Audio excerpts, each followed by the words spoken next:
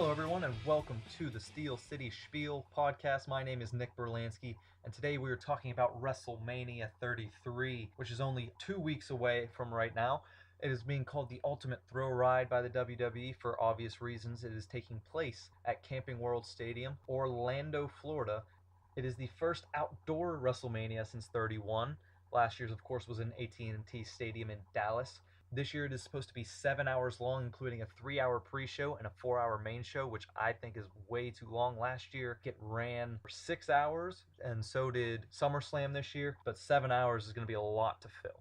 Let's get started with possible matches that are not confirmed for the show so far. We're going to start with Baron Corbin versus Dean Ambrose for the Intercontinental Championship. This is probably going to end up being a no-holds-barred street fight from the way they're building it. It should be a lot better than last year's match that Ambrose had at Mania with Lesnar.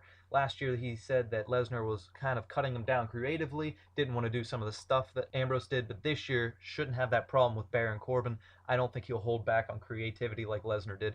And my pick for this match will be Baron Corbin taking the Intercontinental Championship. The next match is the SmackDown Live Tag Team titles, which as of right now probably is going to end up being American Alpha versus the Usos. They should be able to put on a pretty good match. They main evented SmackDown Live last week, and it was a pretty good match. The Usos came out victorious, and they have set up a title match for this Tuesday on SmackDown. I think this will end up being the WrestleMania match, and I think American Alpha will probably win. That is my pick, but at the same time, this could go either way at Mania. I could see them giving the Usos the belt to bolster their heel persona. I've liked their new heel persona. I really did not like them as faces. They kind of started to get boring and repetitive, so they flipped them to heel, and I think it's been pretty good so far, but it could definitely solidify if they give them the SmackDown Live Tag Team titles. Now let's get on to the matches that are confirmed as of right now. To start, Andre the Giant Memorial Battle Royal. This year, it looks like Braun Strowman is the favorite to come out of it, but you never know. Somebody else could come out from NXT, or somebody else could return to win that match. But as of right now, they're booking Braun Strowman so strong and do not have a match for him at WrestleMania currently. This seems like the best fit. The Big Show might be entering the Battle Royal again, as his match with Shaq has apparently fallen through. We don't know all the details as of right now. We're just waiting to see. But if he's not going to wrestle Shaq, then I would imagine he's going to be put into the Andre the Giant Memorial Battle Royal. Next, we're going to talk about the Raw Tag Team Championship, which the current champions, the Club, Anderson and Gallows, will take on Sheamus and Cesaro and Enzo and Cass.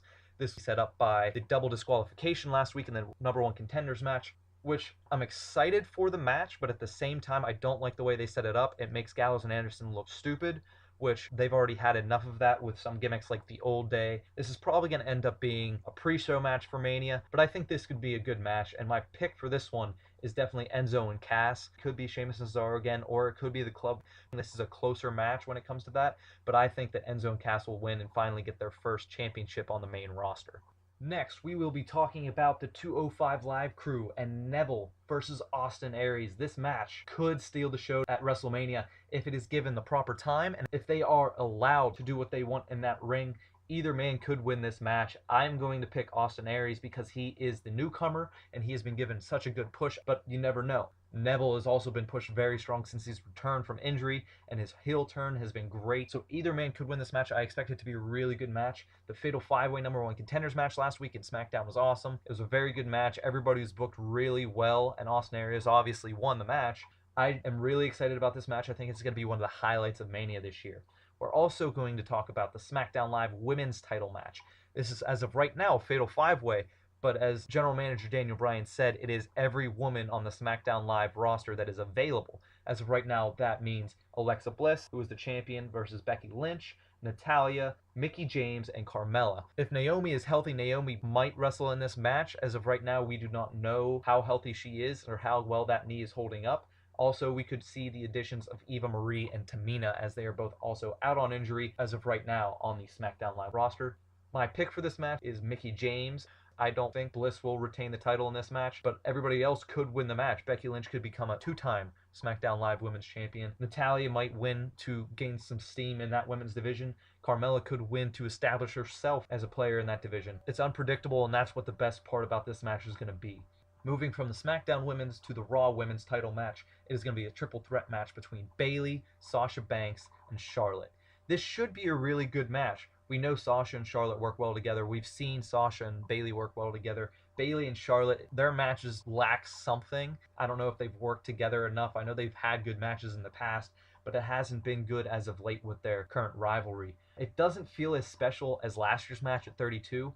For some reason last year, Becky versus Sasha versus Charlotte, maybe because it was the first time that the women were actually broadcasted on this broad of a stage and their match was bolstered so deep into the card.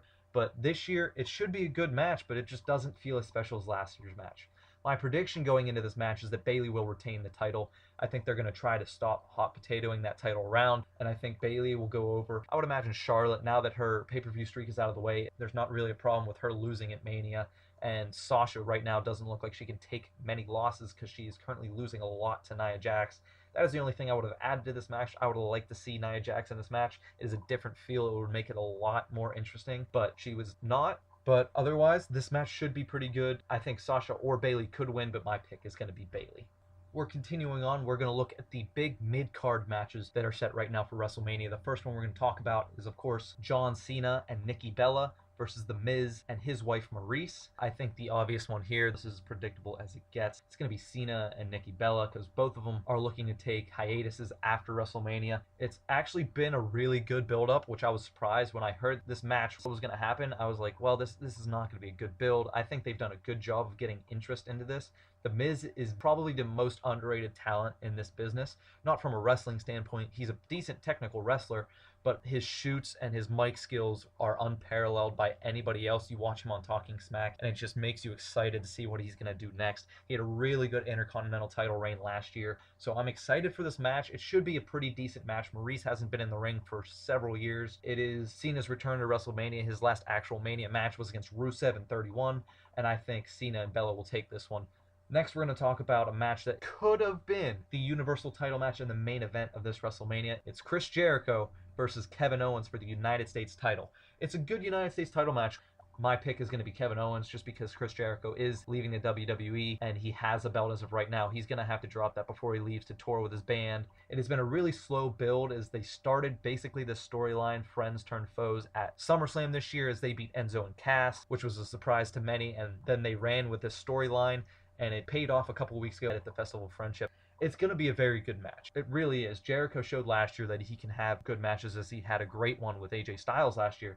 And this year he has Kevin Owens, who has also proven to be a very good worker in these matches. And these guys have worked closely together for the past 6 months. So I would imagine they know each other's styles pretty well, and they could probably put on a very good match. And this is going to be back-to-back really good matches for Chris Jericho, back-to-back Manias.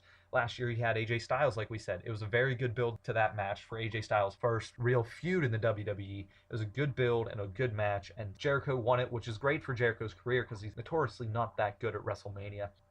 Continuing on with the mid-card, the next match we're going to talk about is Shane McMahon, the commissioner of SmackDown Live, versus AJ Styles. Now, in this match, my prediction is going to go to AJ Styles just because it's his second WrestleMania. 2, he lost last year at WrestleMania.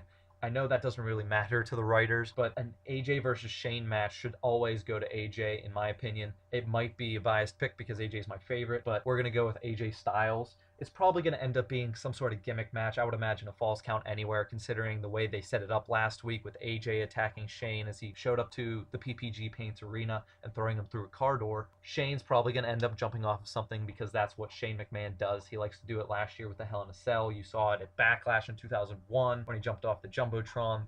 There have been rumors of AJ heading to Raw, and that kind of makes sense with the fired storyline. He was fired from SmackDown. Maybe he goes to the Raw that way and wrestles Shane just out of a grudge match, and Stephanie's in AJ's corner. It could be something like that, or it could be a storyline of Shane saying, if I wrestle you and I beat you, you leave SmackDown Live, or if you beat me, you get a WWE Championship match, or something like that. It could end up being something like that, but we don't know. We'll have to wait and see. But like I said, my pick is AJ Styles. Another mid to upper card match that we're going to have is Roman Reigns versus The Undertaker. This has had kind of a small build. They're using Braun Strowman as kind of like extra push considering Undertaker can't be here for all of these dates to build it up. I believe it could actually be a really good match. Undertaker is getting older, but at the same time, Roman Reigns seems like he could probably work well with The Undertaker, and The Undertaker can work well with him. Reigns has been selling well for Braun Strowman, so maybe he'll be able to sell really well for The Undertaker. The Undertaker should win this match, and I'm going to pick The Undertaker because I believe he should win this match. Roman Reigns does not need the rub of beating The Undertaker at WrestleMania. Only one person has done it, and that's Brock Lesnar, and I don't think we should give Roman Reigns that kind of rub again. Reigns, I believe, should go full heel after the match, after he loses the Taker, and just beats the crap out of the dead man, claiming it as his yard, in which case he will go over, but he will not have beaten The Undertaker. That is the only way I can see the fans accepting this match, if Reigns goes full heel. Some fans still won't accept it because it's Roman Reigns, but if you have Reigns go full heel, I think this match will end up 10 times better than it would if you just have him lose as a face and it'd be face on face. So far, the build for this has been pretty good. Undertaker coming out, claiming it's his yard still. Reigns saying, no, it's not, old man, it's my yard. And then last week with HBK showing up, that was very unexpected, for me at least, saying, kid, you don't know what's going on. You just got distracted by a gong. Undertaker's not even in this building, and he's already into your head, and it's been less than a week. Now we are going to talk about the co-main events, both of the World Championship matches. We're going to start with the one that will probably not go on last, which I would like to see go on last. It's going to be Bray Wyatt versus Randy Orton for the WWE Championship. It has been a creative build and kind of a different kind of build, with Randy Orton saying if you can't beat him, join him, and once you get close to him, you screw him. It's pretty cool. It's a nice build for them. Randy burning down Bray Wyatt's home and burning the soul of Sister Abigail, and then the next week Bray coming back and saying she is a spawn of Satan and rubbing her ashes all over his skin and on his face. It was a very interesting promo there. And I want Bray to win. I'm going to pick Bray to win, but I'm not sure if he is. This is one of those ones that are up in the air. Randy could win or Bray could win. I don't know which one. It's going to be a good match either way. It looks like Eric Rowan is healthy. At some point, he might be returning either in the next 2 weeks leading up to Mania, or he might return even at WrestleMania to help out Bray Wyatt. The next match we're going to talk about is going to be the main event. It's Goldberg versus Brock Lesnar. We knew it was going to be the main event for a long time now. It's going to be for the Universal title. Lesnar's going to win. This is the biggest lock of this year's Mania. Lesnar is definitely going to win that belt off Goldberg, and this will be Goldberg's last match in the WWE.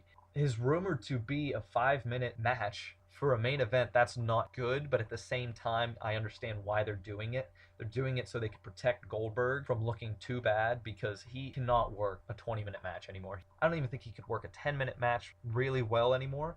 It's going to have to be a spear, a lot of standing around, maybe a couple suplexes, an F5 or 2 or maybe 3, and Lesnar end up eventually mercying Bill Goldberg and pinning him in the center of the ring to become the new Universal Champion.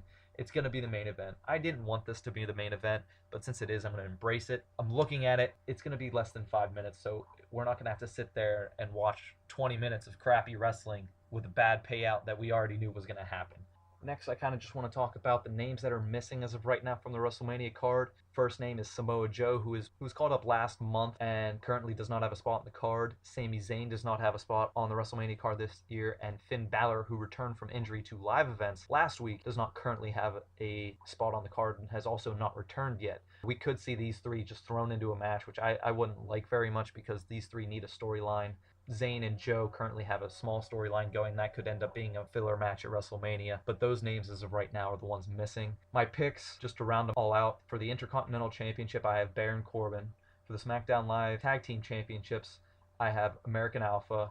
I have Braun Strowman winning the Andre the Giant Memorial Battle Royal, Enzo and Cass winning the Raw Tag titles, Austin Aries winning the Cruiserweight Championship, Mickie James winning the SmackDown Live Women's Championship, Bayley retaining the Raw Women's Championship, Cena and Bella going over Miz and Maurice, Kevin Owens winning the US title over Chris Jericho, AJ Styles beating McMahon, Undertaker beating Roman Reigns, Bray Wyatt beating Randy Orton, and finally Brock Lesnar beating Goldberg. It's going to be a decent card. It's pretty unpredictable, which is great. We haven't had that in a while. 31 was a little unpredictable, but 32, you could look at the card right before the show started and you knew what the ending to most of the matches were going to end up being. So I'm looking forward to it, and it's less than 2 weeks away, so it should be interesting. You've been listening to the Steel City Spiel podcast. My name is Nick Berlansky, and we'll see you next time.